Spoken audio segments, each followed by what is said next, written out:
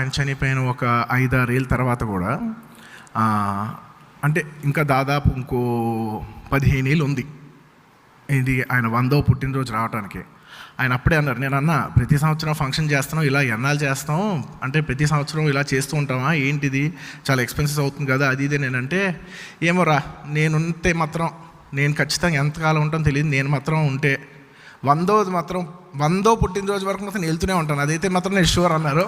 So daddy, I remember 15 years back you said I want to take it to the 100th year. We are at the 100th year. Congratulations. And పొద్దున్న చెప్పాను నేను, సంవత్సరాలు వెళ్ళే కొద్దీ ఎవరికైనా ఆయాసం వస్తుంది.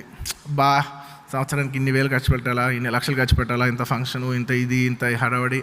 అలా ఏ ఒక్క సెకండు ఈ 18 సంవత్సరాల్లో నేను ఒక్కసారి కూడా అని